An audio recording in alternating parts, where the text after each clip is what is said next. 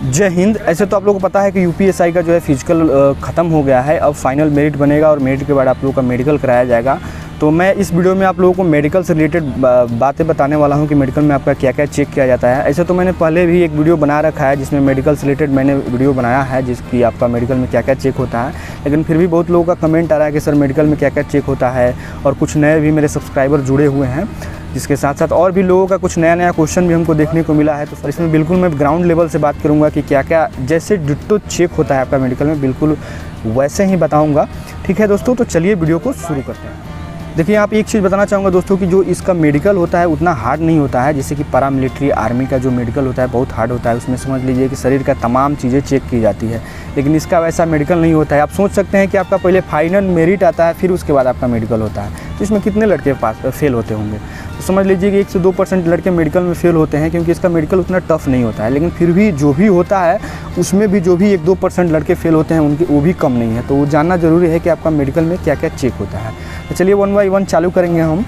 सबसे पहले मैं बात करूँगा आपका ये सिर के ऊपर से। तो देखिए, सिर में आपका आँख और कान, ये 2 चीज़ आपका चेक होता है मुख्य तौर पे। तो सबसे पहले मैं आँख के बारे में बताना चाहूँगा कि देखिए, आपका आँख जो है, आँख में तो सबसे पहले ये जान लीजिए कि आपको चश्मा अलाउ नहीं है। जो ये हम चश्मा पहने हुए हैं ये ब्लू लाइट वाला चश्मा है, ये स्क्रीन देखने वाला चश्मा है, लेकिन आपको चश्मा उसमें अलाउ नहीं है। बहुत लड़के ऐसे कमेंट करते हैं कि सर हमारा चश्मा है, चश्मा पहन के हम मेडिकल दे सकते हैं क्या? तो नहीं भाई, देखिए, अगर आपका चश्मा उसमें लगता है तो सबसे पहले आपका चश्मा रहेगा तो आप मेडिकल में शरीफ नहीं हो पाइएगा, आपको इसी तरह फेल कर दिया जाएगा। तो चश्मा अलाउ नहीं है, ठीक है। उसके बाद से आँख में बात करें तो आपका कलर ब्लाइंडनेस चेक किया जाता है। कलर ब्लाइंडनेस के लिए वे लोग एक मोटी किताब रखे रहते हैं, वो मोटी किताब को ओपन करके कहीं से आपको एक पेज निकाल के और उसमें पूछने लगेंगे कि ये क्या लिखा है, ठीक है। तो आपको बताना है, कोई डायग्राम होगा उसको देख के बताना है। ऐसे कलर ब्लाइंडनेस के लिए आप लोग गूगल पे सर्च मार के फ़ोटो देख सकते हैं, बहुत तरह का उसमें साइन वाइन होता है, तो उसी को आपको उसमें देखा जाता है कलर ब्लाइंडनेस में। और ये ऐसा एक बीमारी है कि समझ लीजिए कि जेनेटिकल बीमारी, अगर आपके पास ये प्रॉब्लम है तो आप ये तो ठीक होता नहीं है, तो दिक्कतें आ सकती है, ठीक है। तो कलर ब्लाइंडनेस चेक होता है। देन उसके बाद से आपका नज़दीकी दूरी देखा जाता है। उसके बाद दोस्तों आपका दूरदृष्टि चेक किया जाता है। दूरदृष्टि में से तो आप लोगों को पता होगा कि दूर की वस्तु दिखाई देती है, नज़दीक की वस्तु नहीं। तो उसके लिए आपको एक किताब पढ़ने को दिया जाता है, जो भी आपका लैंग्वेज हो, हिंदी इंग्लिश, उस तरह की आपको किताब दी जाएगी, आपसे पूछी जाती है वहाँ पे, और आपको किताब पढ़ के बताना है। तो आप उसको पढ़ लीजिएगा, तब का दूरदृष्टि। नज़दीकी में ही बहुत लड़के जो हैं फेल होते हैं। तो यहाँ पे नज़दीकी चेक करने के लिए दोस्तों क्या होता है कि समझ लीजिए कि एक बॉक्स होता है, 2.5 से 3 मीटर के आसपास एक बॉक्स रहता है, जिस बॉक्स में समझ लीजिए कि डिजिट, लेटर, ये सब लिखा रहता है। यहाँ तक कि क ख ग य ल जो ये सब होता है, ये सब कुछ लिखा रहता है उसमें, ठीक है। बॉक्स के पास में एक आदमी रहेगा, फिर आपके बगल में एक डॉक्टर बैठा रहेगा, और वो व्यक्ति जो है इंडिकेट करेगा बॉक्स के अक्षरों पे, और आपको यहाँ से बताना है एक आँख से। पहले आपका दाहिना आँख चेक किया जाएगा, फिर बायां आँख, मतलब दोनों में से कोई एक आँख को आपको चेक किया जाएगा, ठीक है। और 1 बाय 1 आपका आँख चेक करके और यहाँ से आपका आँख का जो है रेशियो निकाला जाता है कि आपका आँख का रेशियो क्या है। तो देखिए, इसमें होता क्या है कि आपका एक जो आँख है वो 6/6 कम से कम चाहिए। दूसरा आँख 6/9, 6/12, 6/15 अगर रहेगा तो चलेगा, लेकिन एक आँख का कोई भी आँख जो है 6/6 चाहिए, ठीक है। तो इस चीज़ को आप लोग ध्यान रखिएगा। तो आँख में ये 3 तरह का आपका जांच होता है, इसके अलावा कुछ नहीं। और फिर मैं बताऊंगा कि चश्मा नहीं अलाउ है आँख में, ठीक। उसके बाद बारी आती है कान की दोस्तों। तो कान भी आपका बिल्कुल बारीकी से चेक किया जाता है। इसमें होता है क्या है कि कान को पहले तो आपके कान के पास आके धीरे धीरे बोलेंगे, आपका नाम गाँव पूछेंगे। इससे आपका हियरिंग कैपेसिटी और रिस्पॉन्डिंग कैपेसिटी चेक किया जाता है कि कितना आप रिस्पॉन्ड कर रहे हैं और कितना सुन रहे हैं। तो आपके कान के पास आके आपका गाँव, वही घर द्वार, इसी तरह से पूछेंगे कि आप कितना तक पढ़े हो, आपका नाम क्या है, आपके पापा जी का नाम क्या है। इस तरह से आपका हियरिंग कैपेसिटी को चेक किया जाएगा।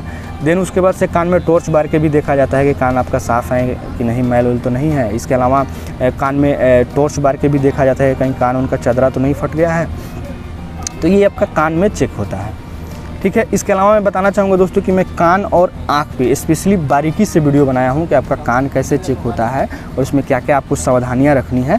तो उसका भी मैं लिंक आपको इसके डिस्क्रिप्शन में दे दूँगा, उसको जाके आप लोग ज़रूर देख लीजिएगा। उसमें आपको क्लियर हो जाएगा कि कान में आपकी क्या क्या चेक होगा और आँख को आपको कैसे चेक किया जाता है। ये दोस्तों बात करेंगे कान आँख चेक करने के बाद से फेस में बात करें तो आपका जैसे दाँत लोग बोलते हैं, बहुत लोग बोलते हैं कि सर दाँत भी चेक होता है। तो ऐसा नहीं है भाई, दाँत तो चेक नहीं होता है। ऐसे है कि फ्रंट का दाँत आपको ठीक ठाक रहना चाहिए। अगर आपका कोई दाँत भी नहीं है तो चलेगा, लेकिन वही है कि जनरली आपका 1-2-4 दांत कम भी है तो चल जाता है, कोई दिक्कत नहीं है, ठीक है। किसी का दांत सड़ा बड़ा भी है तो कोई दिक्कत नहीं है।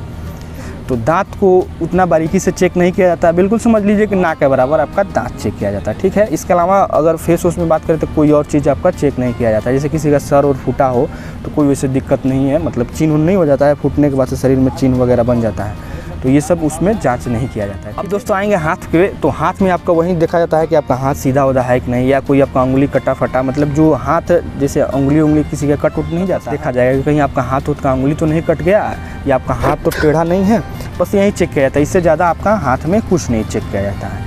अब दोस्तों बात करेंगे प्राइवेट पार्ट के बारे में। तो देखिए बहुत लोग कमेंट करते हैं कि सर प्राइवेट पार्ट भी चेक किया जाता है, तो बिल्कुल नहीं भाई, प्राइवेट पार्ट वगैरह आपका कुछ नहीं चेक किया जाएगा। किसी को पाइल्स है, किसी को हाइड्रोसिल में प्रॉब्लम है या कहीं भी प्रॉब्लम है, ये सब का चीज़ों का चेक नहीं किया जाता है, ठीक है। इसके अलावा आपका बीपी, ब्लड शुगर, इस तरह का कोई भी जाँच नहीं किया जाता है। इंटरनल आपका कोई जाँचें नहीं होता है। मैं जो चीज़ बता रहा हूँ वही चीज़ जांच होता है, क्योंकि बहुत लड़के कमेंट करते हैं, बहुत भाई लोग कमेंट करते हैं कि सर ये भी चेक किया जाता है, वो भी चेक किया जाता है। तो जो मैं चीज़ बता रहा हूँ बस यही चेक किया जाता है। अब दोस्तों मेन चीज़ जो है नौकनी और फ्लैट फुट, इसमें सबसे ज़्यादा लड़के पकड़े, समझ लीजिए कि बहुत बारीकी से जांच किया जाता है, तो इसी में आप लोगों को बचना है। और वीडियो इसके बारे में बताने से पहले मैं एक चीज़ बताना चाहूँगा कि स्पेशली मैंने नौकनी और फ्लैट फुट पे वीडियो बनाया है कि कैसे आप लोग प्रिकॉशंस रखिएगा और कैसे वहाँ पर जाइएगा तो बच जाइएगा, ठीक है। क्योंकि बहुत लोगों को नौकनी नहीं रहता है, फिर भी वे लोग नौकनी में वहाँ पे फेल हो जाते हैं, क्योंकि उनको ट्रिक और टेक्निक पता नहीं रहता है। तो एक मैंने पार्टिकुलरली इसके लिए वीडियो बनाया है, उस वीडियो को आप लोग ज़रूर जाके देख लीजिएगा, उससे आप लोग क्लियर हो जाएगा और वहाँ पे आप लोग ट्रिक भी सीख लेंगे कि कैसे आपका नौकनी और फ्लैट फुट चेक होता है, ठीक है। अब चलिए यहाँ पे मोटा मोटी आपको बता देता हूँ कि नौकनी और फ्लैट फुट आपका देखा जाता है। नौकनी में वहीं आपका जो है घुटना नहीं लड़ना चाहिए, घुटना लड़ने लगता है तो समझ लीजिए कि आपका नौकनी हो गया। और इसके अलावा पैर में आपका नस भी चेक किया जाता है, पीछे का जो वेन होता है, नस होता है। अगर ज़्यादा उभरा थुभरा हो तो दिक्कत होता है, नॉर्मल अगर आपका नस उभरा है तो कोई दिक्कत नहीं आती है, ठीक है। अब बात करते हैं फ्लैट फुट। तो फ्लैट फुट में होता क्या है, जो ये पंजा होता है, ये पंजा ज़मीन पर सपाट सट जाता है, ठीक है।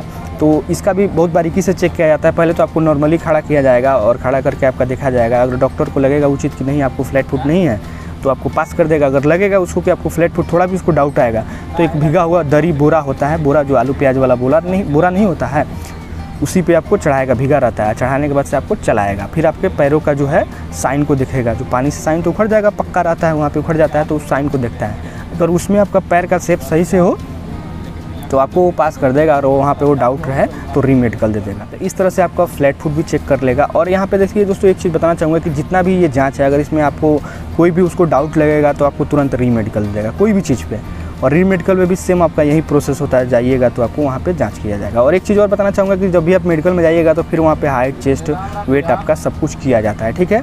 और जो फिजिकल में भी जाते हैं तो फिजिकल में भी आपका किया गया था, तो समझ लीजिए कि वहाँ पे एक नॉर्मल आपका मेंश्योरमेंट इस तरह से किया जाता है फिजिकल लिखने के लिए। एक आपको वहाँ पे जाइएगा तो आपको डाटा सेट मिलता है, तो उसमें लिखने के लिए आपका हाइट, चेस्ट, वेस्ट इसलिए वहाँ पे करता है। बाकी कोई बड़ी इशू नहीं होती है। कि कुछ लोग ये भी कमेंट करते हैं कि सर मेडिकल में जब आप हमारा चेस्ट नापेगा तो दिक्कतें आ जाएगी। नहीं, चेस्ट वेस्ट आपको वहाँ डिप्स मार के मैनेज करा लिया जाता है, लेकिन वहीं अगर आपका हाइट कम आ गया तो फिर वहाँ पे दिक्कत आ सकती है। ऐसे तो हाइट कम होगा नहीं भाई, क्योंकि आपको फिजिकल में ही बहुत बारीकी से, जब आपका DBPST होता है तभी आपका बारीकी से पूरा हाइट वेट नापा जाता है, तो वहाँ पे दिक्कतें नहीं आएगी। आपको समझ लीजिए कि नॉर्मली लिखने के लिए वहाँ पे जो डाटा शीट होता है उसमें लिखने के लिए ये सब आपका मेंश्योरमेंट किया है। तो यही सब तमाम चीज़ें जो भी मैंने बताया है, यही सब आपको मेडिकल में चेक किया कि आपको कोई भी डाउट नहीं होगा। अगर इसके अलावा भी अगर आपके दिमाग में कोई क्वेश्चन, क्यूरी, सुझाव चल रहा है तो जरूर पूछिएगा। दोस्तों ऐसे वीडियो के लिए आप मेरे चैनल को सब्सक्राइब कर सकते हैं, ठीक है। फिर मिलते हैं अगले नेक्स्ट वीडियो में।